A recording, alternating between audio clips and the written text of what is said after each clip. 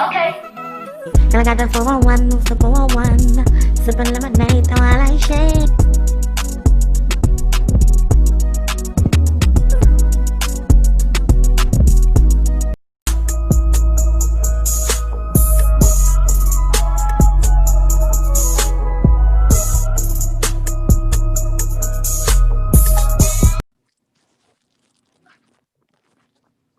Hi everybody, my name is Kayla Got the 411. I'm back with another great episode. You know, I wanted to end the year out with a banger, and throughout my entire year of these shows, I looked back and said, okay, I did a show with ladies, I did a show with black men and black women. I just wanted to do a panel of just all black men, talk about some of the issues that they go through. And I have some great, amazing men on this panel. How y'all doing, fellas? Cool. What's going on? What's going on? What's happening? Everything's good for sure. So it's Thursday night, so we was gonna do it on Sunday, but y'all know Sundays is football days. I'm So they boycotting didn't right work out now. for everybody. So everybody tell one what's your name, where you from, and we're gonna be talking about some real issues that black men go through. And I feel like it ain't always about us ladies, because I feel like on my entire show I'm always talking about what us black women go through. But don't nobody never ask, how you feeling, sir? How you feeling, black man? What's going on with you today? So this is what this episode is going to be about. So Lex, we're going to start with you. Oh, y'all ready? All right. My name is Alexis Washington. I go by Lex. Yeah, I'm in Louisiana right now, West Monroe. Duck Dynasty, if you don't know where that is. Yeah, I'm me. That is it. Thanks, Lex. What's up? How about you, Frank? Yo, yeah. What's going on, everybody? I am Frank Styles. I'm the host of the 336 Pull-Up Podcast out of Greensboro, North Carolina. Myself and my co-host, Stevie Kicks. Y'all make sure y'all check that out. Yes. And Frank and Lex, all these guys have been on my show also, too. Mike, this is my first time meeting him. So, Mike, go ahead and introduce yourself. What up? What up? I'm Mike, OG Meso, one half of Millennials vs. the World podcast. We're stationed out of PG County, Maryland. Listen, I'm here to keep it real today. We not gonna cut no corners. We come on head first. You know how K-Dot gonna bring it. I'm ready to go ahead. You already know. Yeah, go ahead. Yes. And we're going to save you for last, K-Dot, because, you know, everybody's still talking about you when you was on my We Got Something to Say episode that I had this summer. You know, man. Hey, look, talking about that issue. I got short-term memory. I don't remember what was said. I can't account for it no more. I can't. But nah, man, it's your boy K-Dot Mills, man. I'm the other half of Millennials vs. the World, my bro Mike. Like you said, man, we ready to bring it. I think it's a good conversation that we need to have amongst us. So I'm definitely ready for it. And the reason why I even came up with this whole thing is because, for one, I'm the only child. I don't have any brothers. I didn't have my father around. I don't have any uncles or grandfathers. So I don't have a lot of black men where I can go to and find out what they go through. Everything that I get is pretty much through social media or word through mouth. So I wanted to take some black men who I respect and have them on this panel. So we're going to start off, like, what are y'all fed up with as a black man? Like, what are y'all fed up with? Because that's how we coming. First topic. What we fed up with? I'm not aggressive if I don't smile. Like, I don't have to always be jolly. You know what I'm saying? Yeah. Like, I don't, like, just let me be me, man. that's all I want. That's really what I'm fed up with. It's some more shit. The big bad man, because, you know, I think just all black people's demeanor. Like, nobody's walking around like, yeah, ain't nobody doing that shit. Right. What about you, Frank? I'm fed up with just ignorance.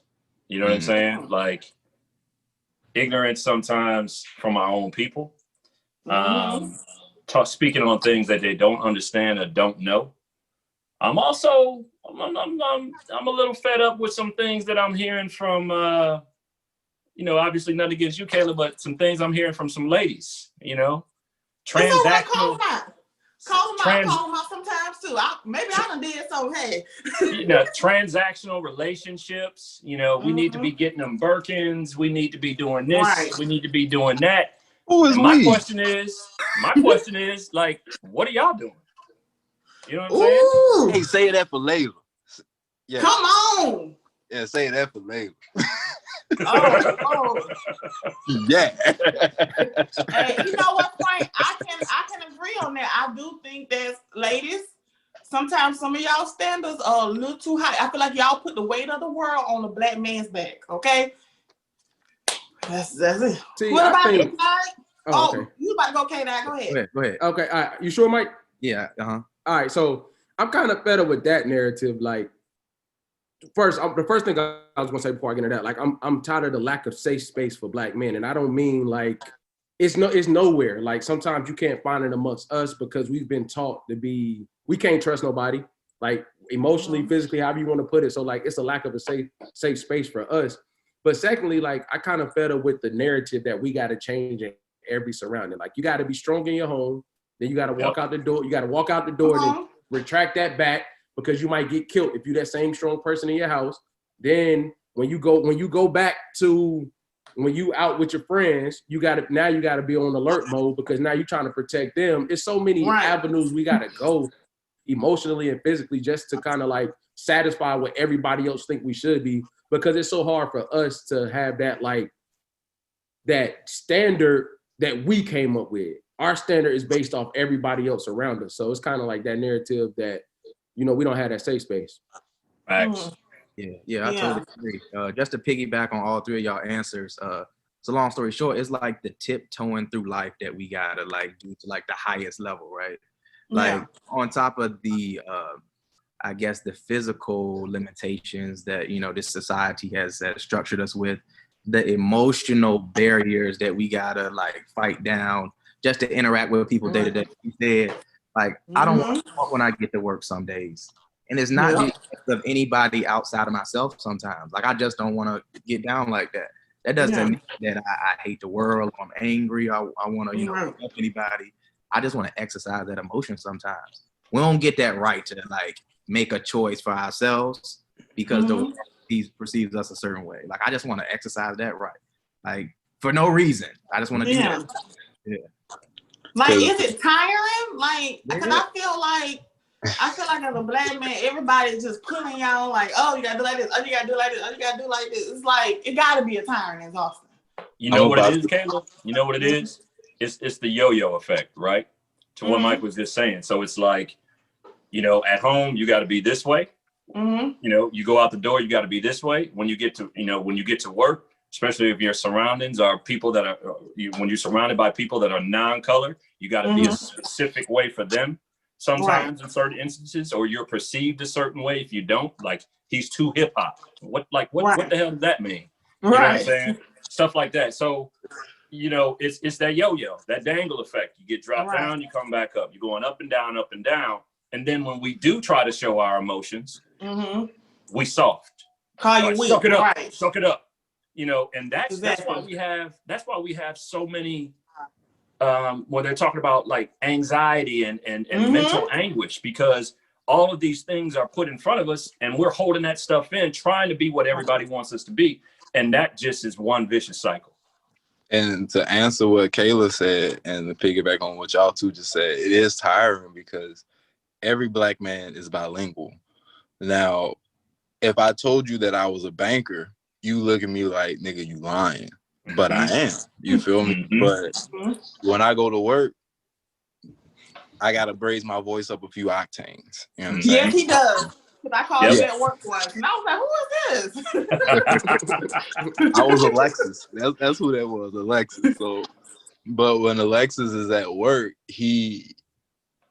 when you're bilingual, what I mean is not only in diction, but inflection. I mean, how I speak or whatever, tone, body language, even. So, like, I'm not the biggest guy in the world, but bigger than average. So they already think I'm aggressive. And to piggyback on what Frank was saying, if I express myself, I'm militant. Right. I'm living amongst, you know, and I don't use this term as a derogatory, but I'm living amongst rednecks that don't understand that I can say how I feel. Right. And it's not being threatening. Exactly. Good point, Lex. Also, they got this thing that all black men cheat. I seen an article that they said that black men cheat the most, right? I'm not saying that he's gonna get on one knee after 3 days. What I'm saying is, in 3 days, he's like, oh, I can see myself rocking with her. He's already prioritized you in his life. You feel me? Yeah. So any dude that's still BSing after 3 dates, 3 real dates. I ain't talking about Netflix and chill. You let them smash on the first one. That's dead. I'm saying that if you actually dated somebody, got to know somebody, I'm feeling your vibe, we actually taking time to get to know each other. In 3 days, he knows if he wants to be with you. Mm-hmm. So dudes change for who they want to change for. Yeah. Because have you ever seen a situation where like a dude will be with a woman, they break up, and the next lady gets everything the first lady wanted. Yeah, all the time. Yeah, you know what I'm saying? No. So and he gets dogged for treating the next woman right. Yeah. But what people don't realize is, and they ain't saying it's right or wrong, what I'm saying is people don't realize is like, he wanted that second woman way more than he wanted the first woman. Or maybe not necessarily wanted, but he was able to appreciate what she was able to bring way more than the second year. Kayla, before we go there, can I say something to what Lex just said? Yeah, go ahead. I think the craziest part about everything, and Frank just said it too, and me and Mike rap about this all the time. I think the craziest part about it is like, you're not taught what he just said. You got to figure that out on your way. Like, It's not like somebody sitting us down when you like 10, 11, 12, like, hey, look, they give you the talk. You got to be all you can be. You got to go to school. You got to do this. You get that talk. You feel me? But you never really get taught truly how to maneuver and what it's really like. You learn that the world is tough, but you don't know what tough look like. You learn that, you know what I'm saying, in order to climb certain ladders, you got to be like this. But you never taught what this is. So you up here, you get in a situation at 25, 26, 30, 35, whatever you want to say, where you've taken so many steps back learning that when you try to get that traction to understand how you really got to move, you're fighting against all these years that you had to spend learning because nobody's having them conversations when we younger. You know what I mean? Like, you know you unsafe, but ain't nobody really sitting you down and saying like, hey, like, my dupes, she talked to me all the time about stuff, but it was never like, hey, look, when the cops pull you over, come home tonight. Yeah. I was going to ask you that. Yeah. But if we, not to keep on dwelling on this, but if we were to listen to the older generations, we could kind of have that taught to us. Like growing up, I was always taught fake it till you make it, which from my grandmother, who's a school teacher, which means when she was around teaching these white kids back in the 50s or whatever, when she was teaching, she knew certain things she couldn't say. And watching my grandfather as a pastor, he had to have his regular face and his pastoral face. So I saw how to maneuver that way, but then I could see how it is with people who don't have that. You know what I'm saying? Because I'm living in the same neighborhood as most people, but they don't have that taught. So I feel what he's saying. Like, if you're not taught that, you setting yourself back, because we all just one cuss out away from going to jail or from losing our job, or one eye contact away from losing it all. So, yeah. So do you guys think that it starts with just how most of us on this video have kids, right? Mm-hmm. Mike, you have kids? 3 girls. So do you think as our generation, what we can do is talk to our kids and give them some of the tools that we didn't get? Because I didn't get those tools neither. I didn't experience racism until I went to college with a bunch of white kids. So do you think that's the best step to move forward with? That's the best step if we're going to live in a world where we have to play that game. You know what I mean? Like if we're electing to flip-flop, then that's the step. But I guess the fed up part comes in. Is there ever gonna come a time when we gonna say we not mode switching no more? That's right. Over. Like, what you see is what you get. We haven't got to that point yet, but I feel like we real close. Like we real close. I swear you took the words right out of my mouth. I feel like 2021 is Mike all day long at work. Is no hey, how you doing, sir? It's none of that. 2021. I don't know, but if that's how we want to live our life, that is the best option. We got to get in the game early. Don't want to start them in a game of chess with the knight, the rooks, the queen gone already, and they look up and it's just, you know what I mean? Right. That's a fact. I think we're there, but we just don't have the avenues to do it. Like, what you mean when you say that? Like, let's take me, for example. I work in the banking industry, but in Louisiana, there's only one Black-owned bank, and one Black-owned credit union. So for me to get my credentials and my degrees or whatever I need to get on my own, I kind of have to do that, but I'm still going to be me regardless, you know. But when will we say I'm tired of nickel and diming for someone who doesn't care about me, and I can nickel and dime for the Black man who can pay me the same thing, and we won't have to worry about 401ks because we got financial literacy to do our own IRAs and stuff like that, and then we could fund the Black banks and Black credit unions. And what kind of makes me mad about that is sometimes we don't know how simple it is to start some of that shit. Yeah. And we just continue to keep filling out applications, but nobody wants to. We waiting on the big names to do it. We don't need them. All right, they're not our voice.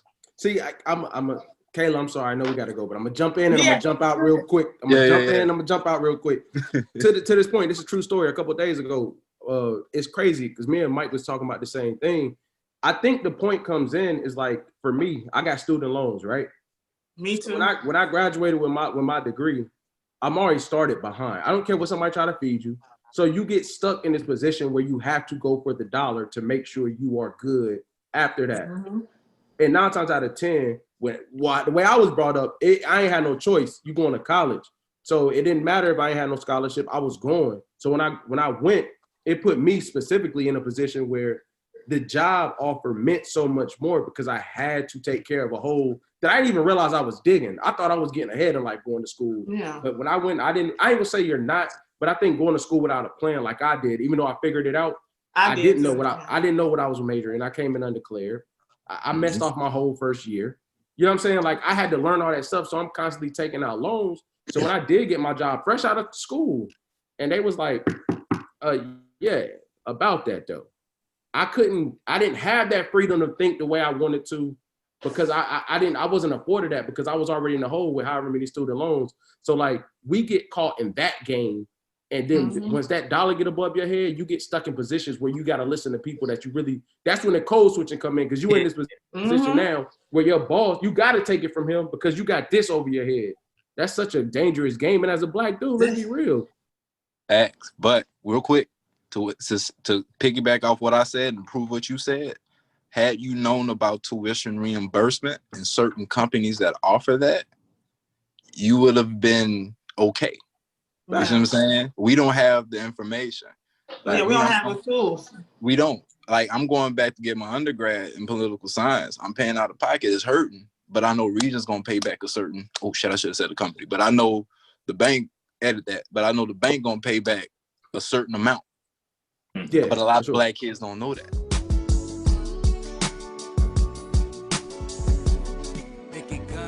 So much pain. Hey everyone, make sure you are on the lookout for the new TV series called We Want Out, featuring the very own Lex, who is currently on the panel of Gentlemen Now. Be on the lookout and follow them on Facebook.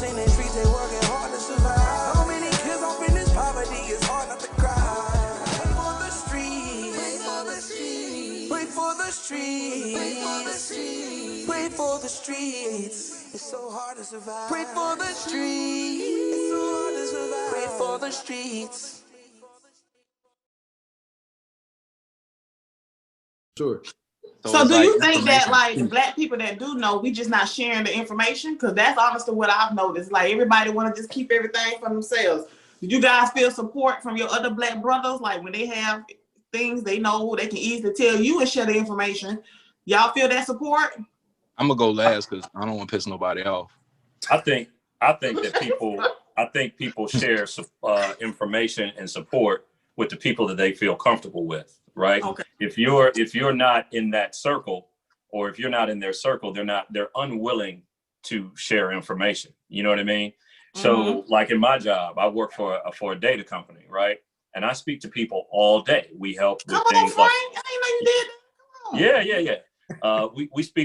I speak with business owners all day long. We help them establish business credit. We help to, I explain to them how to separate, their personal credit from their business credit. And I can't begin to tell y'all how many times I speak to our people and they don't have their stuff together. So I don't know if it's a situation where someone is not telling them, you know what I mean? But I also understand that there is no blueprint for business. There's no manual that you can open up and say, this is how a business should be run. Usually what happens is you start a business, you make your mistakes, you keep making your mistakes until you find something that works. Once you find something that works, that's now your process, right? Now that it's your process, I have this process, my business is thriving and growing. Now I need someone to show me how to make it grow even further, take it to the next step.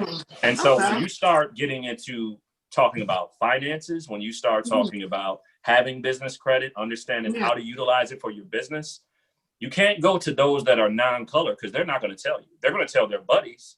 They're going to tell those people that they went to school with, but they're not going to tell us. You know what I mean?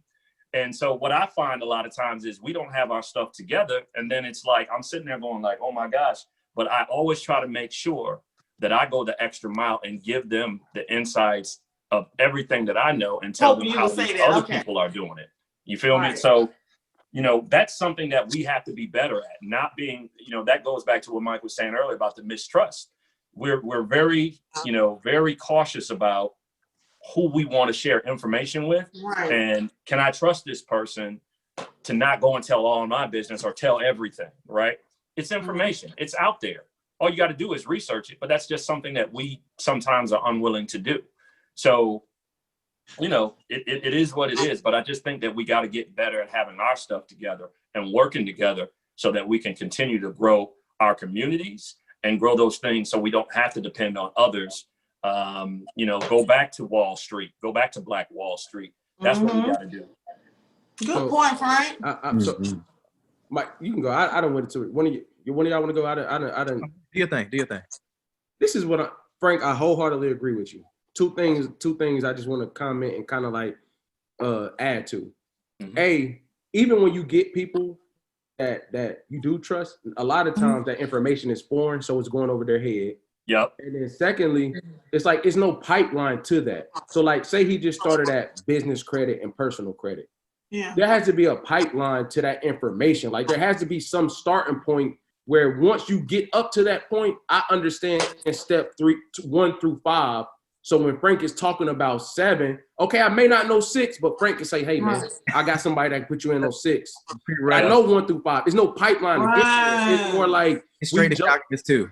Yeah, you know what I'm saying? It's like you jump there and you're like, well, I know a little bit, but dang, and it's going over your head. And let's be real, what's the first thing most people do when something get hard? Like I'm not even gonna just say blacks. Most people, when something get hard and it's like hard and you like, okay, I'm trying, but like, dang, I don't have enough information. And then a year later, 2 years later, when you get those steps, so I'm looking at step 5, I'm not understanding it fully. Then within the next, I done gave up the next 6 months.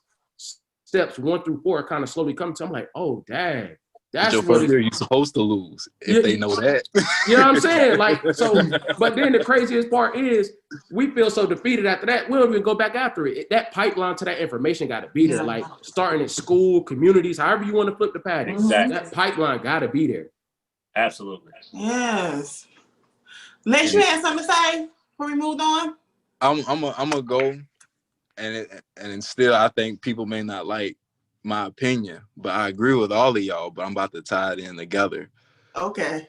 Frank, you got a point where people do say that we share information with what's comfortable, and that you do have a point where it's foreign.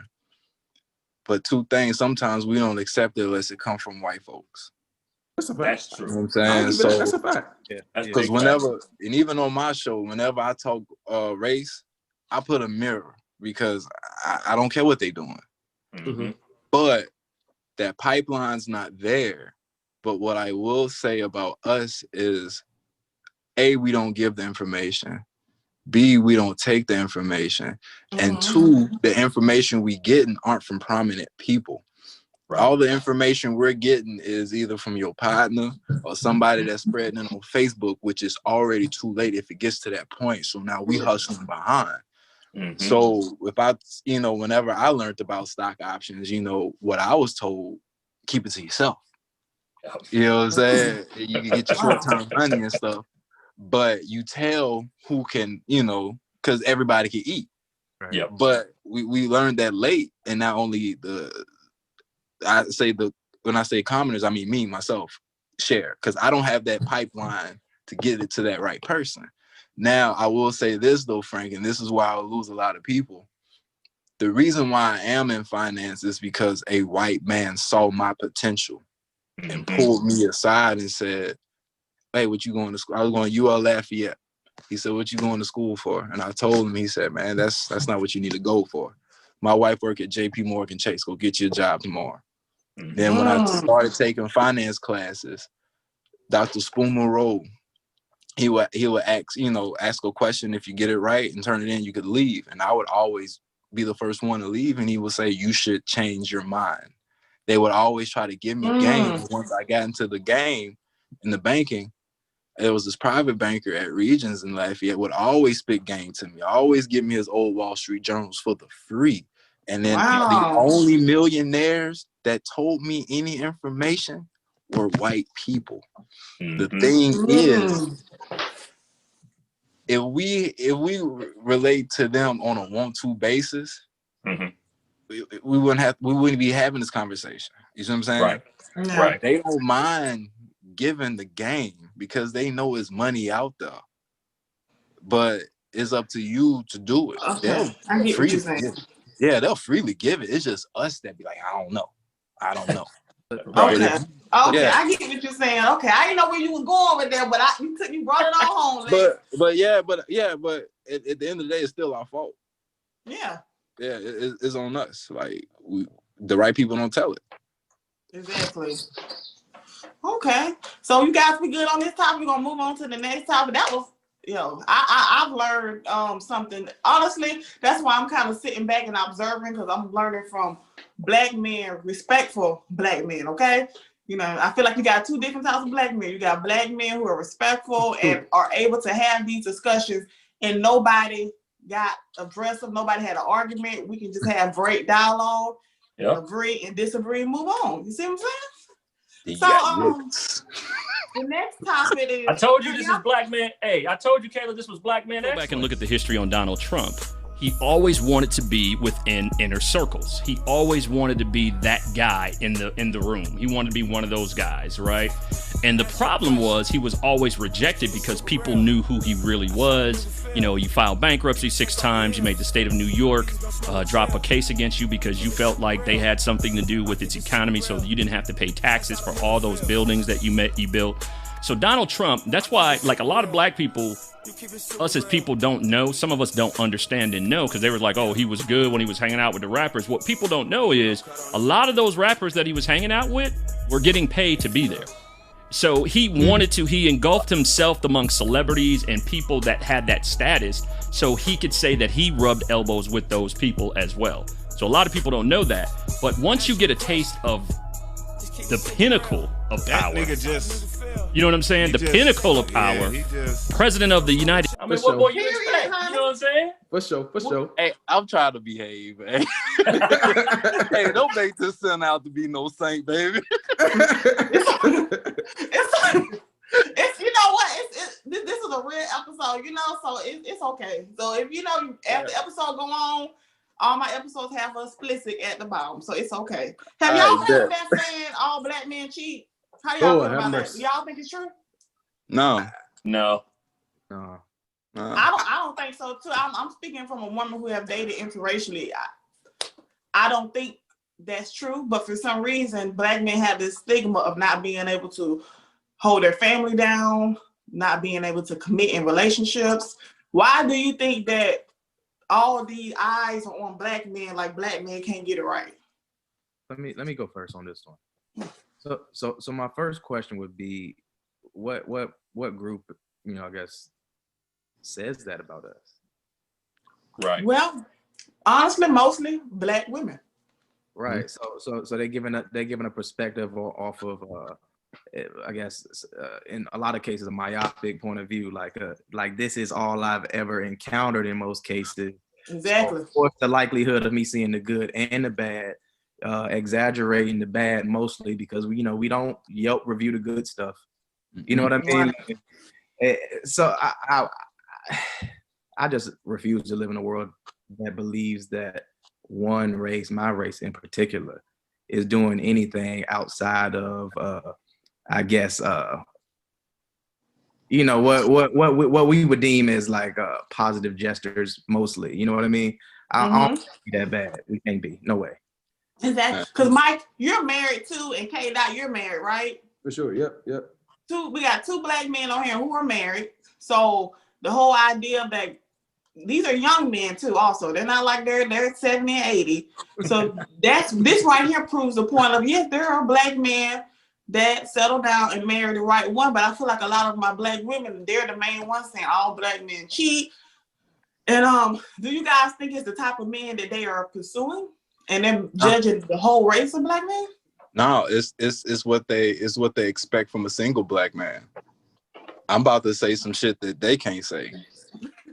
I mean, hey, look, I don't know if I can't say it. Hey, look, I put. Never mind. Go ahead, Lex. I'm gonna let you go, bro. Then I'm gonna jump.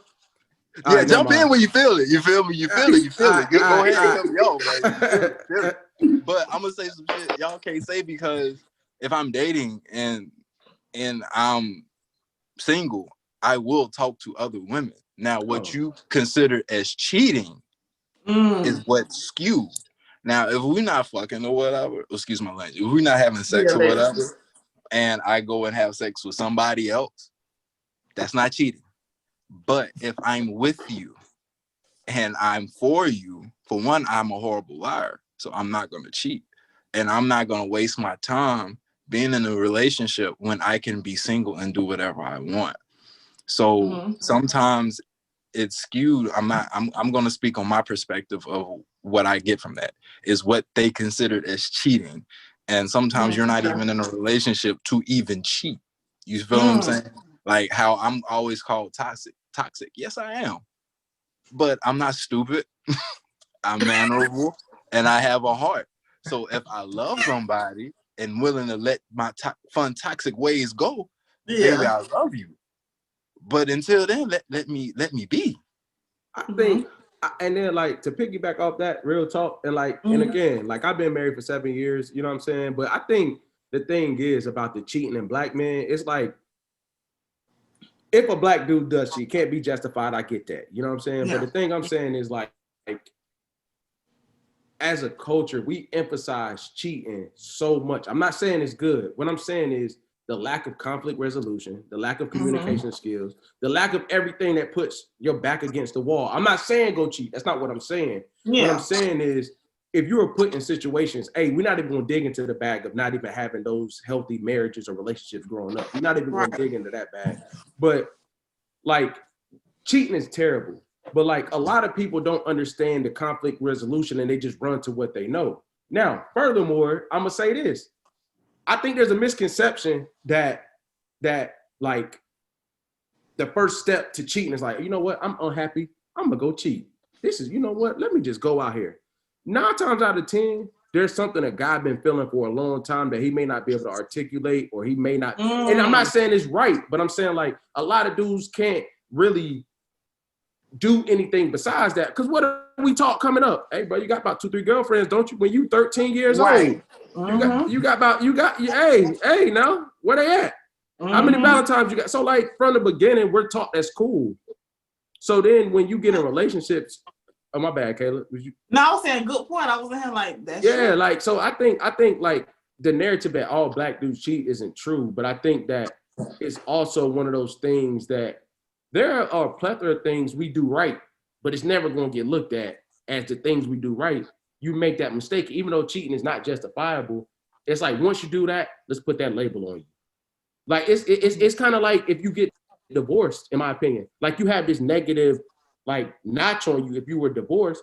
In reality, what if you did everything you could and it just didn't work out? You're not a bad, you know what I'm saying? Like, so when you talk about cheating, I'm not saying cheating is right. What I'm saying is like, once you do that, anytime, once, twice, when you was 18, when you was 30, when you was 50, you're done for. You're once a cheater, always a cheater. I just don't think that's the case. I think it's a lot of unpacking to that cheating thing that we neglect to talk about. You know what I mean? Yes. It's kind of like you have all these expectations for men. It's like the first time a black man cheats, it's like, okay, he a cheater for the rest of his life. That's just gonna stick with you forever. Like real shit. Like, come on, and too, there's worse things. Not saying like I'm like that. There's worse things you. I'm not justifying cheating, but there's worse things you could do than cheat. But the thing is, with what he said, it's popular to see us fight. It's popular to see people at odds because it's always cool, like with rap beefs, all that shit. So now you get a cheating situation, you always revert back to like Maury Povich and shit like that because their shows are always popping off of that shit. And most of the people they had on there that was cheating were black men. So it's kind of what we're putting out there, you know. Also, just making it when black men cheat, just putting it on the forefront as if other races of men don't cheat too. Because it's cool when we do it. Because also, like how he said, we can't communicate. So even when we get caught, that shit is still entertaining because we don't know how to say, well, baby, I'm sorry. Or baby, there was just something I wasn't getting from you. Even when we're in the midst of it, because we look like children when we on them shows. We really look like kids out there. So they love that shit. They love when black people go at it. That's why you're gonna always hear that shit. Exactly. That's a good point. Frank, you got anything to say on this topic before we move on? Yeah, I was just gonna say communication, right? Like, you know, it's hard for guys to articulate because again, that goes back to what we were saying earlier, right? We're taught suck it up, be a man. So sometimes what they perceive what women may perceive as us not caring is us not being able to communicate. We have the thoughts up here, but we can't get it to come out from the lips, right? So communication is very, very important, especially in a relationship. So if I'm dating you and we start out, you know, hey, I'm dating you, but that doesn't mean that we're together. I'm going to date other people, just like you have the freedom to go and date other people. I'm not going to call you out on that. But if I'm with you, then we need to make sure that is known. Don't come up getting crazy because I'm dating somebody else and your friends see me out and now you rolling up on me talking about what's going on. I'm gonna look at you like what's going on too. You know what I'm saying? Right. So, you know, communication is very, very important. You have to make sure that both parties know what the expectations are and what you can get from each other. You know, and then also, you know, you got to make sure you vibe, you know, as well. But that's all I wanted to say. You could say whatever expectation it is. She gonna feel how she feel, fam. But like you said, it's that vibe. Like if that vibe ain't there, you might want to cut it off short before Kayla, my thing is, why is there so much emphasis placed on that for us? I'm asking you. You know what? I honestly think that we as black women, right? We go into situations assuming things, right? You just assume that you was with him because y'all been kicking it for 6 weeks. Did you even ask him, did he want to be in a relationship, or did you assume? So when you see him out with another woman, you're mad. Did you even ask him? And I feel like, you know, ladies, black women, sometimes you don't even give black men, make them feel comfortable enough to tell you how they feel. Because if they say, I don't want to be in a relationship with you, you still get mad. So what you want them to do? That's how I think it's all like that, you know. We need to be on another episode because I got some shit to say about that. 2020. You trying to show a good light on me, baby. Well, you know what? Since we on this topic, I'm gonna keep it rolling. Now, let me be careful how I word this. I came across something where women who were not black said they wanted to have mixed babies. Hey, black men, I want to have mixed babies. Hit me up. Do you guys find that offensive that some women of different races only want your sperm to create mixed babies? Or do you feel like, hey, it's their preference? Like, how does that feel? Because I feel like right now, as black men, everybody wants a black man. They don't have to admit it, but I feel like everybody wants a black man. Lex, you want to start? Because you're burning. Alexis, the good Christian, which is really me, would say it's whatever you choose or whatever. But Lex be like, all right, cool. More black people in the world. Fuck it. Why should I get mad? Okay, so you don't find it offensive. That's what kills me about us. Let's take our feelings out of shit. Yeah. Okay, cool. Have some more black babies. Next person can talk. I said what I gotta say. Have them black babies. So you're okay with being used for your sperm? Because here's the thing. I don't care what you use that child for. I don't care. Just like with any child that's born, if that child was an accident, if that child was a rape, was a product of rape, if that was a product of love, that child still has to live his or her life on his own. So one day that child's gonna have to find out on his own, you black. I don't care what your mama said. I don't care how your mama got you. Okay. I don't care how you're raised, but perception is reality. So when you go outside and you gotta get some Cantu for them curls, or you gotta get a wave enforcer, nigga, you black. Thank you. Okay, let's. Anybody else? Does that offend you? I'm just gonna say, me personally, and nothing against what he said, because I can see that perspective, right? More of us out there, but I'm gonna be honest with you, I'm here for my queens. That's just me. I'm here for my queen, and I just don't. Here's what it is. If you are in a biracial relationship, one of my concerns always, not that I'm against it, I'm just saying that one of the concerns is, are they going to understand, especially if I have a son, are they going to be able to understand that plight that he's going to endure? Are they going to be able to teach his history? Are they going to be able to understand why he feels certain ways or has, specific feelings about certain things? Or are they not going to teach that at all? Of course, I'm going to try to do it as much as I can, but you also have grandparents, you also have aunts, you have uncles that may feel a certain way towards us as black people, and they try to keep that out, keep that type of history away from them. I see that happen all the time. Think about it. Yeah, to Alexis' point, the brush and all that. How many times have you seen a biracial child that you look at and you say they're old enough now, they need a haircut? Something needs to be done, because whatever you taking them is not cutting. You know what I'm saying? It's little stuff like that concerns me. You know what I'm saying? Like, I just feel like they would try to take away our culture or not give the truth about what's truly within our black culture. That's the only concern that I would have. And I would do my best to make sure that they understood that. But I did say they're going to find out on their own, though. Like, they're not going to be taught, but they're going to find out. They're going to find out. Yeah. But you don't feel like... Oh, yeah. I'm sorry, Kayla. Yeah, I was about to say, Lex, don't you think they would need to be taught? It kind of goes back to what we were talking about in the earlier segment. Like, we should be teaching our kids, if a child is biracial, they need to understand their white side and their black side. They need somebody to teach them. And my grandmother was really influential, both of them. I've been taught, but not until I left West Monroe. And out of my comfort zone, I can know all I know, but I have to apply it. And perception is reality. And it goes back to what K-Dot said earlier. If you don't know how to handle those situations, you're going to find yourself going back. So not only you have to learn the history to know where you come from, to where you know that I don't need somebody to tell me that I'm good. I don't need to take it to offense that I got to work 10 times harder than the white person just to be noticed, because I know it. But when I go out in the world, let me backtrack. When I go out in the world and that what I've been taught has been I've been confronted with it. Like, I have to know how to act. So it's just that you gotta bump your head. Long story short, you have to bump your head. You have to learn on your own how to live today. Not only just history, but you have to learn how to adapt and live today. So I think, so I'm going to be real with you. This is going to sound weird and iffy, but this is my opinion. I think, everybody makes business decisions in life. Everybody likes what they like.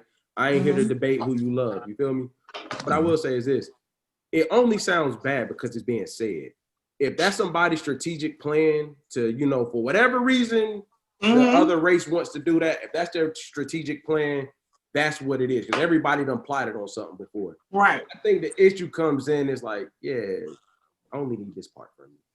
Like, it's saying it and verbalizing it and knowing somebody that's... You see what I'm saying? Because, like, in reality, we all done made decisions based off something that we done plotted on before. Yeah. You know what I mean? Yeah. So, like, I think the conversation just sounds bad because Lex is telling the truth in reality. If you're never confronted with that, like, hey, you ain't nothing but a piece of sperm to me. Yeah. Like, you know what I'm saying? If you're not confronted with that, if you're really just like, if you're being plotted on and you don't know that and you feeling like it's genuine and vibing out, but she really want that, how would you even ever know that? The problem is like, you know what I'm saying? The problem is like they said to your face, like, yeah. Or after they're pregnant, they in your face like, oh, I got you now, buddy boy. You can go ahead about your business. You feel me? Then you run. Then it's like, But I mean, I just don't like the part of feeling like black men get picked apart. I want his physical parts, but I don't really want the other stuff that come with them. I don't. But That's the vibe. Say again. Black women do it too. I mean, I ain't even gonna get into on their side. I'm just saying on our side. Yeah, it's like have to go through it. Yeah, it's like that picking and choosing. I want this part of you, but not that part. Keep that, but I want this. It's that. It's that part of it. You know what I'm saying? That's very true. Because even like what you said, Les, like you know how they like. Let's let them see a black man, white woman. They just got married, just had kids. Everybody's just like in an uproar. But if I, married white guy, and we have beautiful kids, everybody's like, oh my God, you're so beautiful. It's like the double standard. And we black women, we got to stop doing that. You can't just be mad at men for wanting to date outside their race, but you okay with dating outside your race. That's not right. Because there you go, you're putting more burden on black men, right? And then the thing is, it's just weird. Like, because I've never dated a white woman strictly because of what Frank said, is not because I'm racist against them, it's just they won't understand me. Mm-hmm. I'll never go against my black woman, but I won't go against my black brother who has a white woman because they're going to have a black child. Exactly. So I don't want that child, especially if I know them. You have to be better than your oppressor. So if I see that mixed child, I'm not gonna talk about that. Oh, you little mixed baby, your mama white. I'm not gonna do that. You know what I'm saying? On either side. So if I'm for you, I'm for you. Only thing I could do is worry about me and mine and be an example to everybody else. Mm-hmm. Good point. All right. Anybody else before we move on to the next topic? That was a good discussion. All right, so we're moving on to the next one. So how does it feel knowing that being a black man, you are always labeled a threat? You go out, have a jog, they're like looking out the window like, oh God, there's a black man jogging in the neighborhood. Oh gosh. How does that feel like, just feeling like the heaviness of that, leaving your house every day? Well, I don't care anymore. I mean, I notice it. Yeah. I read the room, but I don't care. And what I mean is by I don't care is I'm not going to weigh myself down with it. Because I used to be to where I don't drive at night. I hated it. I would get pulled over for dumbass reasons or whatever, but I don't care anymore because you're going to see what you're going to see. And I'm not going to bet you like me. You're numb to it now, pretty much. Yeah, when you keep going through the same things, like since you was like able to even drive, like 16, able to go to the mall by yourself, you just become numb to it by the time you hit 30. Because I've always played sports and I was always bigger than the average kid. So I've always had that. He's aggressive. He's, all right, whatever. Just have our interactions respectable. And that's all I'm worried about. You don't think how you going to think about me anyway. Okay. Anybody else? I'm going to say, I think the answer is difficult for me because, like, how does it feel knowing that? It's hard to answer because I don't know what it's like not knowing that. You know what I mean? Like, once it becomes like what you do, I don't know. It's hard for me to tell like what I subconsciously do because of that. That intuition. Of course, I feel weird if a cop get behind me or don't put my hands in my pockets in the store. And I don't want. I'm telling my little daughters that they don't got the same issues I got, but I'm telling them that just because. But it's like feeling that I think I'm with Lex on this.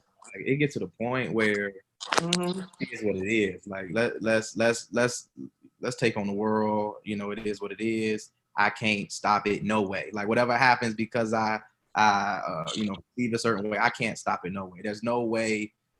No matter how articulate I am, no matter where I work, whether I got it depends. it depends. You know, I can't stop it. Nothing I do can stop that. So Right. So I'm 110% with Mike and Lex. I'm gonna make you feel, if you uncomfortable about me being in the space I'm already in, I'm gonna make you feel uncomfortable because you dumb enough to be uncomfortable about me. Feel me? Right. Secondly, I think the thing that bothers me more is that I feel like in certain environments, you know, what's understood don't have to be explained. In certain environments, we know where we're really deemed as a threat. I think my bigger problem is there's no environment where we're not. Meaning, like this space right here amongst, you know, four brothers, right? Like if this wasn't virtual and we were out somewhere, I should be able to walk into a space where I see my brothers and I know that, okay, man, I'm not a threat here. For me, you know, it's probably my home, my wife, my son. I know I'm not. You feel me? But the thing for me is more alarming that when you walk out the door, we all think about the cops. We think about, you know, white supremacy. You think about whatever you want to think about. But like, to me, it's more I'm like, dang, sometimes my own brother looks at me as a threat because of what they've been fed.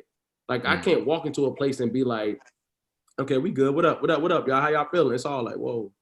Okay. Because to me, that's more alarming that we can't find this safe place amongst us. Than everybody else seeing me as a threat. Yeah. Because I say this a lot. And I know I was talking to a girl I was dating, and she noticed it. If I walk in a room, because I've been used to being the man of the house, subconsciously, like I was saying, if this wasn't virtual, subconsciously, I would size them up just in case shit popped off. And it's nothing against them. That's how, that's just what you do. Like, I'm sizing everybody up in the room. And it's not because that's how we were born feeling, it's just because we know that people may see us as a threat.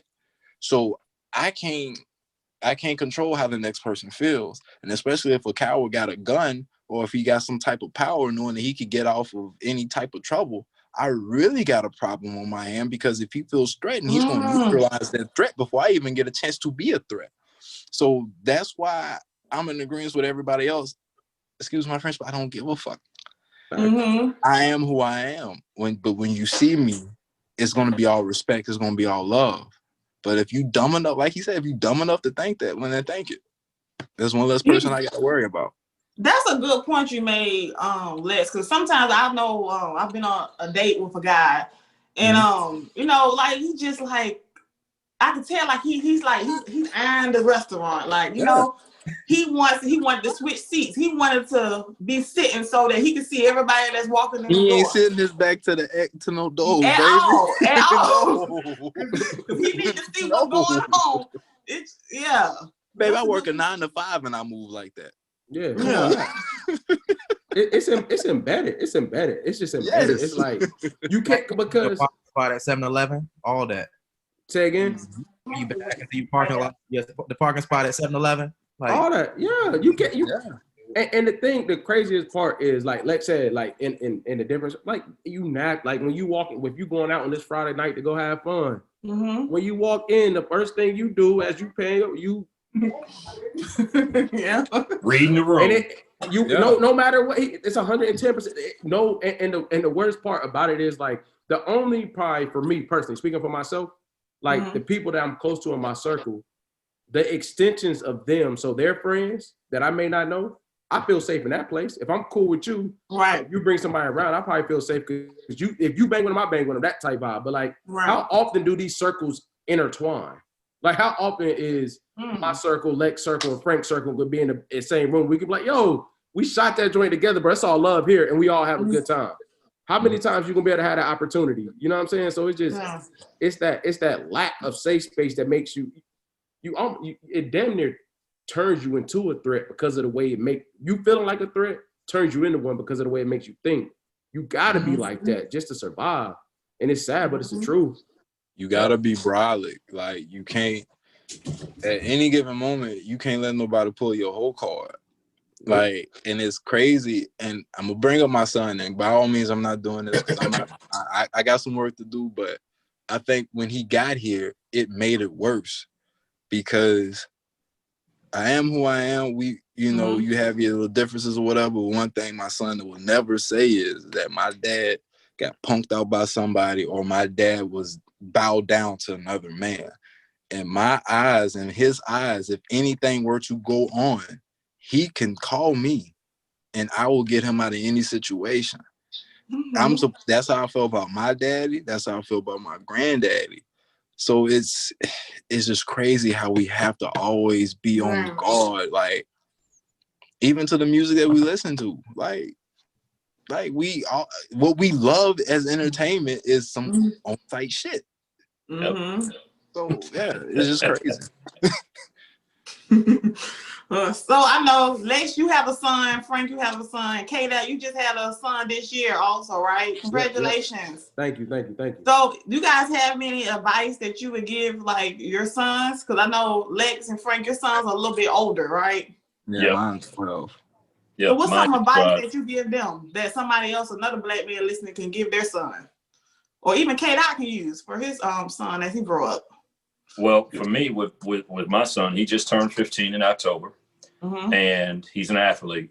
And the school that he goes to is a predominantly white school. So, you know, he's popular, you know what I'm saying? But I also teach him to look out for certain things, right? Everybody's not your friend. I think we all try to convey that to our kids. But I also tell him he has to be, one, obviously 10 times better than everything else. You're going to have to work a little bit harder. But for the biggest thing that I tell him is, don't think for 1 minute that there's nothing that you can't do that these other kids can't do.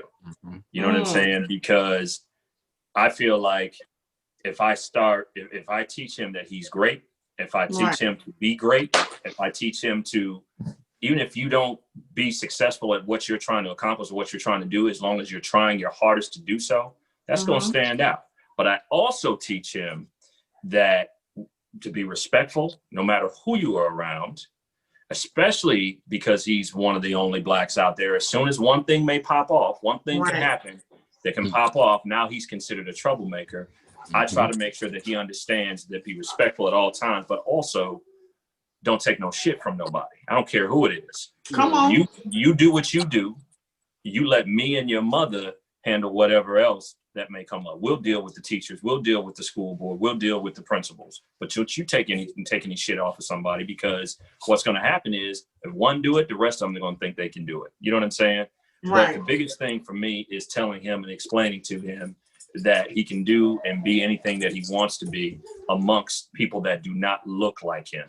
You can be better than they are. And I'm teaching him right now, he doesn't know it or understand it, but I'm teaching him how he could take advantage from those people that are influential in his school and influential within businesses, how he can take advantage and use them and use it to his advantage. Come on, that's good advice. Yes. And that went back to what I said, who gives that information? And it goes back to what I said, use that pipeline. Yeah, you're telling them right. My thing, what I do with my little boy is what I wish I would have had. It be an individual. And what I mean by that is my mom had me young, so I was raised really with my grandparents and shit. So I'm an honorary preacher's kid. So what that comes with is oh, you have to be a certain way, or if you do this, we gonna tell your granddaddy on some shit. But I want him to be his own man, because think for yourself, you'll stay out of trouble. And by him living in the city and growing up, hey, he's gonna have to grow up faster than I did, you know, because I grew up in Duck Dynasty. He down there where he is, so he's gonna have to grow up a little bit faster. So I really need him to be an individual and think for himself, and also take advantage of being different from the stereotypes. Meaning, granted, we know that, let's say with him, he does ballroom dancing and shit. That's going to stand out because not too many black kids do that. So you're going to be used, even though you are in a predominantly black city, you are doing things that most of us don't do. So by the time you get out into the world, you know that you can do it just as well, at the very least, as these other kids. And just protect your family and protect your home, because especially nowadays, like, Black people, we really gotta realize, like, and I know I'm kind of getting off tangent, getting on the soapbox, but when that phrase "we all we got" is we all we got. So by him thinking for himself, he can be his own man. He can figure out what's best for him. Then I could put my talent together. And by him being older, and whenever I get married, my toxic ass, you know, you're gonna laugh. When I get married and have my 7 kids, he's gonna be older. So it's like my little empire is gonna be stretched longer. So you have your talents, you have your talents, and you have your talents, and we gonna come together. And no matter how society sees you, I'm gonna provide just like my God provides for me. I may not have 100 cattle on the hill, but Les got 5 of them motherfuckers. So guess what? My dad died. So that's what I want us to do, is to be self-dependent, as to where if my son want to wear dreads, he could wear them shits and still be a broker, still be a doctor, because he's working for either himself or for somebody who looks like him. And that's good point. Almost good stuff, bro. That's great. I received all that. It's crazy because I think I was feeling that way, but it was good to hear it from other, you know, boy dads, you know what I'm saying? Because I think my whole thing is he's only 4 months, but I think my whole thing has been like, even me coming up and seeing what I see, experience what I experienced, I think that, you know, I've learned most of the stuff I know off what I've seen and interaction. So I think my biggest thing, even to this point now, and what moving forward, when he gets 2, 3, he really start seeing things, I'm just really stuck in the space of like making sure that I'm a mirror of what I say. So like, I'm not gonna just tell him things and I move. Like I need him to see what I'm moving. So like when I'm out here doing things, you know, in a positive way, whether it's podcasting, whatever, anything I got going on, bringing him along so he sees those processes. Because I think a lot of times when, like, for instance, even though I came up in a single parent home, my mom, I knew she went to work every day. Like, I knew she went to work, but like, I didn't know what that looked like. I didn't really appreciate it as much until I started going to work 9 to 9. You know what I mean? So, and realizing that I can't control his brain, I can only mold it. Like, he's not me.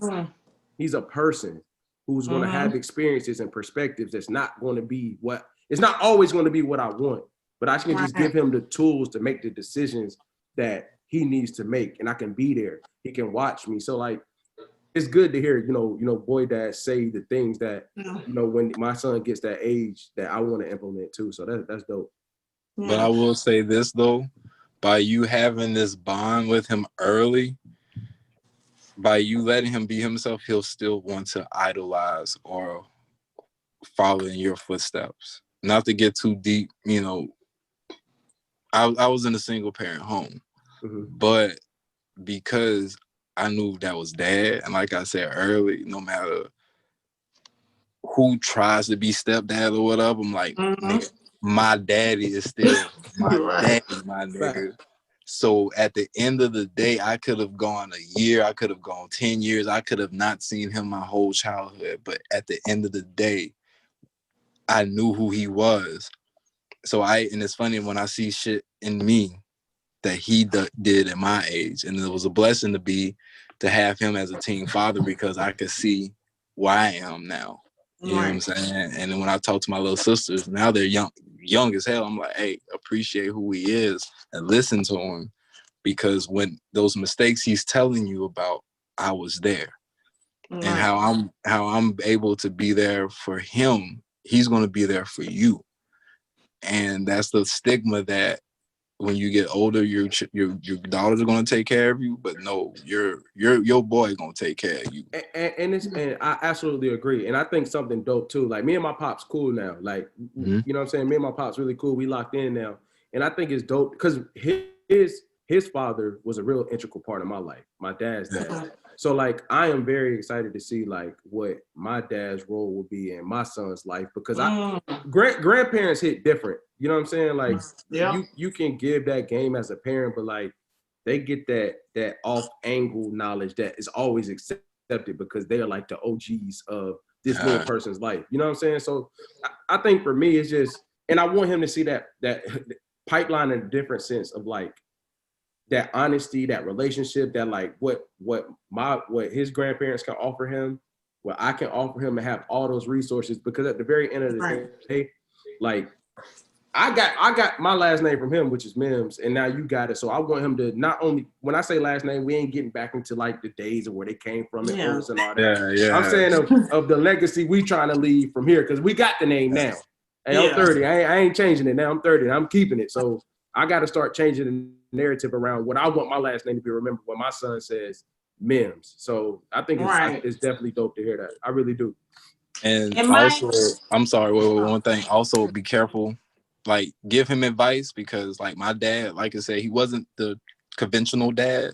Mm-hmm. He kicked game on some street shit, on some regular shit, and he was around. Even to my Instagram name is his old nickname. But he's gonna appreciate he's gonna appreciate everything that you do for him. Don't ever get down on yourself. Don't ever feel like you're not doing enough.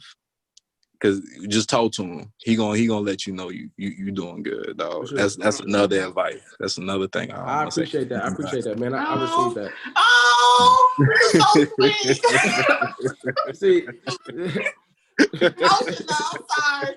Me and Mike, we have girls. You know, you got 3 girls, right? So yeah, they got me ready. They got me thinking about shooting the club up again. Yes, sir. Oh, good. Look, out of all of us, you're not going to a nursing home, fam. Yeah, you all right. Yeah. Hey, they love him, so he good. Yeah, he all right. Club up, nigga. You better be happy. Is there any type of advice, Mike, that you would give them? Like, how old are they? Like, what type of advice that you would give them from a black man's point of view, even with the black men they encounter as they get older? Everything integrity first. Y'all clearly have laid like beautiful foundations. Those foundations, the integrity of those foundations is what's gonna get the kids through. Understanding who they are, where they come from. Not being afraid to never compromise everything that y'all taught them. I think that's something that I wish I had. I guess growing up as a young man, like, I got a real laid back personality, and I would, be real passive, that's beneath me. I ain't gonna, respond to that. But when you have kids, it's not about whether or not I feel like responding to things sometimes. I know that I got to respond to show them how to respond sometimes. Yeah. I show my kids, even though they're girls, how you got to cut up sometimes. You got to take it there. If somebody disrespect you, this is how you approach it. You might be today, you might throw some, some crazy vernacular, you might have to do it sometime. But that's all I would say. Integrity first. Integrity based everything. Yeah. You're gonna that's a good point. That's why you're their first love. Yeah, like for real. Hopefully, man. Thanks. Yeah, because I feel like it's all, especially what you said, telling them, like, when you said cut up, it's a way that you can check somebody and let them know, look, you're not gonna disrespect me. I had a situation like that at work. Because I deal with clients, and white guy, like, he just kept. I was like, look here, sir. This conversation is not gonna continue to go if you're gonna continue to talk to me like that. I understand you upset. By the end of the call, he all this, okay, Kayla, we'll be back with me soon. You have to let people know. Y'all best friends. Because it's like, if you let people walk all over you, they're going to keep going. Boundaries. Look, I don't know about y'all's religious beliefs, but you know where I'm coming from. The Bible always say turn the other cheek, but don't forget Jesus flipped over some tables too. So I only got for so many cheeks, my nigga. So yeah, even if he flipping tables too out here, so don't tread on this. Is all I'm saying. Yes. So we're gonna end the show with the last question. Like, do you guys feel like support from like black women as a whole, not just the black women in your life, but like black women as a whole? Like, do you feel like black women they rock with us, they got our back? And if not, like, what can black women do to make you feel more supportive? Y'all, can I go? Can I go first? Yeah, you can go. Yeah. I'm a disclaimer. There's a disconnect between social media and real life. Disclaimer. So like, I get the and no's. I'm speaking from my perspective only. the black women, not only the ones I know, like in real life, I feel like if you show them love, so how can I go down this? I'm trying to go down this road real quick, hop in and hop right back out. Man, so say like, what you gotta say. So when you say black women, so we're dealing with like the most misunderstood person on earth. So she done been through so many things that don't get acknowledged. She done been scarred. She done been ripped apart. She done been bashed. And then you throw her out there and expect her not to be defensive or to be basically what she's experienced in life. So I don't want to jump out there on a limb and say, no, I don't feel support. But as a black dude, I go looking to support and showing that love in order. Then she may reciprocate it and give it back. So I'm not gonna say I don't feel supported. Reason being, I appreciate the support if I get it, but I don't expect it. So I'm not gonna say I don't feel supported because I feel like she got enough on her shoulders already. You know what I'm saying? No matter who she is, so she got enough on her shoulders already. So I don't think it's fair for me to add on to that until maybe she's in a place where she can. But that expectation for me is I want it, I'll receive it, but I'm not gonna place that on her and then bash her if it don't happen. That's just me. Good point. Anybody else? I feel like they do. I feel like, definitely feel like black women hold it down and support. You look at everything, you look at history. You go back in the day during the times of slavery all the way till now. You know what I'm saying? When we were at war, when we were at working, they've always been there holding it down. You know what I'm saying? Now, the thing about it is you finding the right black woman for you, right? That's going to build you up. That's going to tell you when you're wrong. That's going to tell you, hey, this is the way to go. No matter what your decision is, I'm giving you my advice, someone that you can lean on. So I definitely believe that, especially being raised by a strong black woman. So,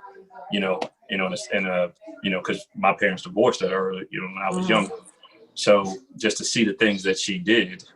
But we also got to understand too, I think sometimes in some instances, we put people on pedestals because they're so respected and we look at them a certain way. But at the end of the day, we are all human, right? So people are going to make mistakes, whether it was your mother, whether it was your father, whether it was us, we're all going to make mistakes. And we shouldn't always hold those mistakes above people's heads. But I truly believe that black women have supported us for a very, very long time. I say the people who say black women aren't supported are men who don't have anything to offer. Now, what I'm saying is, and this ain't shade. Yeah, man, fuck it. Okay, it is. What it is. Yeah. And hopefully I don't get into trouble, Lord Jesus. It's all right. We in trouble now, Bo. Go ahead, go down the road now. Now let's say we're gonna go down it. I'm about to get personal with you. So I moved home. I'm starting over from scratch to help out with family. So certain things financially I can't offer. Right now I'm like a 21-year-old nigga. I'm back in school. I'm doing this. I got potential. You feel me? So, but with that being said, with the typical, what we call typical, well, we would say like, well, he can't take me out. He can't do this. I ain't gonna fuck with him. Them the niggas that saying black women don't support, because there's no telling. I probably got the text and say, hey, don't forget to get your people the medicine. Hey, I know you've been busy. I just want to stop by and say, hey, well, shit, if you ever get a chance to come over, look, I'm gonna run a bath for you. We gonna talk, we gonna chill, and I'm gonna cook. Yeah. We ain't gotta do all that other shit. You ain't gotta take me out. Like, my nigga, you got a busy schedule. I don't know who you talking to, but my nigga, you find a way to fit me in your schedule, and you're doing something. You just not out here running women or whatever. They gonna support you through and through. And I say this every time me and Kayla talk about women. Yeah, every time me and Kayla talk about relationships or whatever, the strongest piece on the board is a queen. And what's so significant about the queen is she the strongest because she the most loyal. She the most loyal to the weakest part of the whole board, because a pawn can even move to two spaces at one point, but the king can only go one spot. So she support this little one move ass nigga over the bishop, the knights, and the rooks. So the people who say that again, the people who say black women don't support are the niggas. I mean, the people who really don't have anything for them to support. All fact.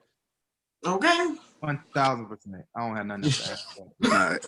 No, you Yeah, can't. you Hey, do. look, Right. yeah, Yeah, for real, you do. Yeah, I mean, I know personally for me as a black woman, you know, and you know, I don't hold no grudges or anything. There's a lot of black men that I've counted on. You know, they wasn't in a good place in their life, you know, but I always saw the potential. Okay, you ain't in a good place in your life, but I see you going to work. I see you don't really like your job, but I see that you're looking for a better. It's just potential, you know. And I feel like you just can't come into somebody's life with nothing to offer. No communication. You don't respect somebody. You know, it's just, you got to have potential. And I feel like you have potential. I know personally, me, this black woman, I will always support a black man who has potential. I see you trying to better yourself. I'll even help you get to the point where you are in a place to succeed. And you got to appreciate that. But half of them don't appreciate that, but whatever. You got to support the right one, baby.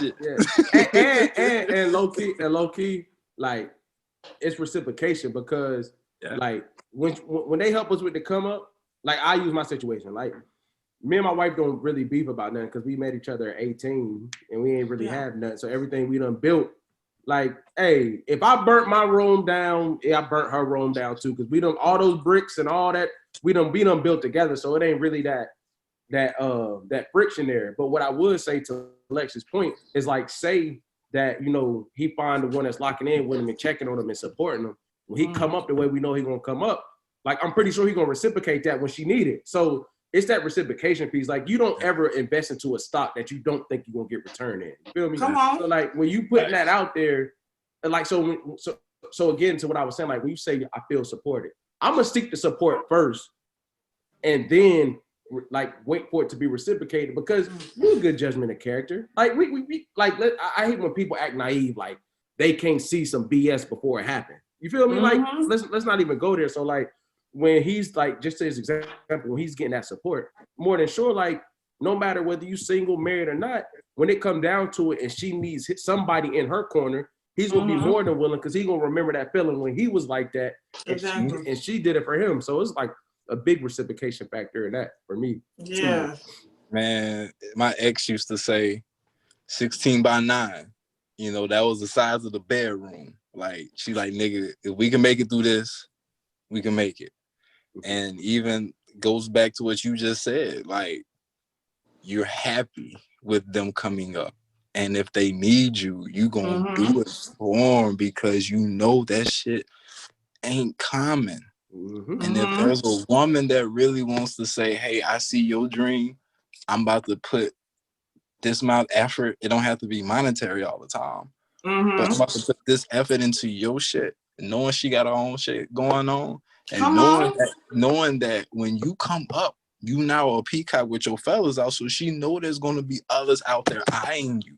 So she's putting herself in that situation to be in competition. That's what niggas feel. And I know this is another conversation, but that's what niggas fail to realize. Like, she's setting you up to be strong because you're going to have to fight, my nigga. You may come up and you may have access to shit that you were never had access to. So now you got to really man up and be like, I'm going to definitely support me. You know? Yeah. Even Future said something like that. You know? Oh, no. Come, Lord have mercy. Sensational.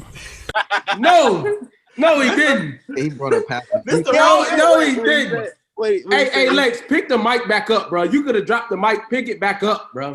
No, you did not just say Future, man. Hey, yo, I can't wait till y'all watch this episode. Future gonna be a preacher. Y'all to see the clip I got insert for this. Y'all gonna die laughing. I am. You know, man. Lex, no, not Future, man. Not Future. You know, Lex is going through his little his toxic stage right now. It's all right. She ain't got an AP. She is not mine. You cold. He cold. She belongs to the streets. It was a stage, baby. I've been like this since 04. It's a lifestyle now. But I'm gonna tell you, look, don't make this shit out of sight.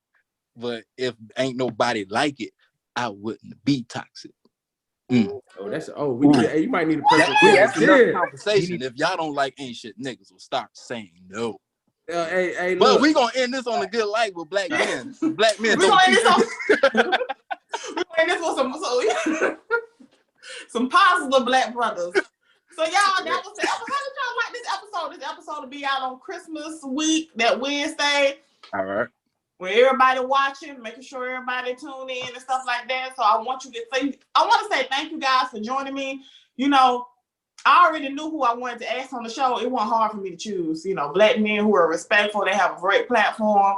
I've had the Mike. This is my first time meeting you, but you are cool with Kayla Got. It's like who you associate with. Kayla Got is a great guy. He's stand-up guy, so I knew you was. Les, you've been on the show many a times. Y'all need to hang my jersey up. Yes, and then Lex and Frank, they was on an episode together, so y'all met. So y'all was the perfect fit for this. And Frank, I'll be on your show next year for episode 2. Yeah. I'm gonna have to find Mike and K-Doc info. You know what I'm saying? Oh, absolutely. They real, yeah. I like their conversations. You know what I'm saying? So it was real insightful. And I like how your boy Doc came with his whole setup, made me feel like I didn't chill, wrapped up. You know what I'm saying? He got his mic on, his earphones on. Little something. I got a rep, baby. I got a rep. You know what I'm saying? Just a little bit. Looking bad out here. Nah, never that. And then Frank got the 336 logo shirt on. They came with it. That's how you supposed to do it, man. Oh yeah. Yes, sir. But unless you repping for New Orleans, so hey, you know, to give it that Louisiana swing.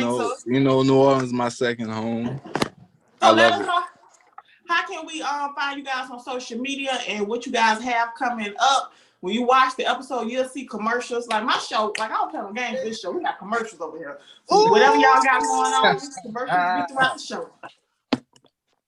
So let you want to go. Let somebody go first. Just keep it brief, so we heading on to our cool. I got you. Entertainment wise, We Want Out is now going to be a mini series.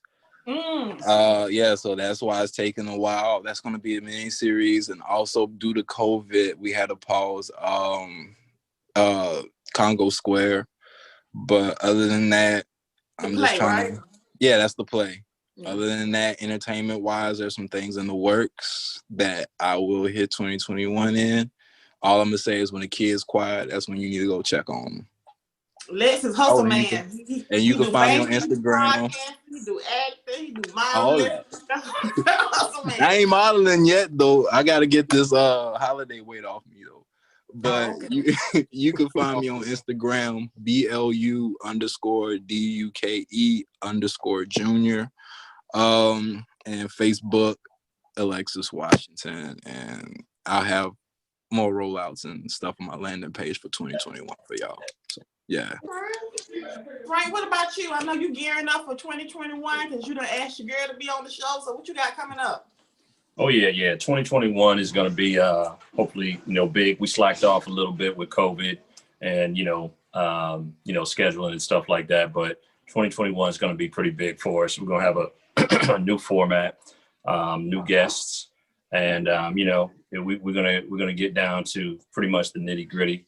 336 merchandise at 336pullup.com.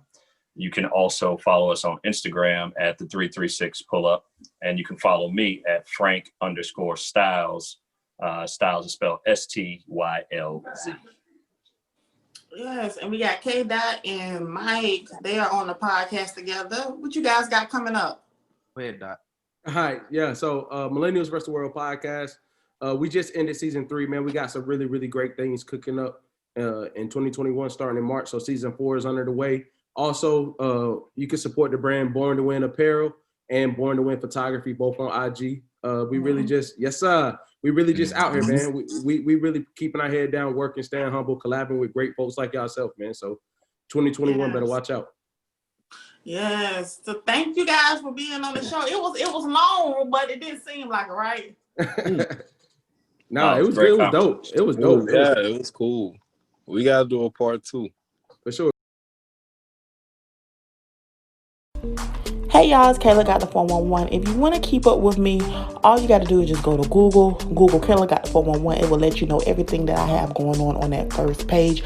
I have made sure of that. Or you can just go to YouTube, my main channel, and watch the show, and make sure you subscribe. Thank you to everyone who leaves amazing comments and reviews under the comments. I read them and I truly appreciate them to the point they make me tear up. Also, my streams on Apple have been going up, so that lets me know that you guys are enjoying the audio from the videos on YouTube. So if you're listening on Apple, go ahead and drop your girl a review.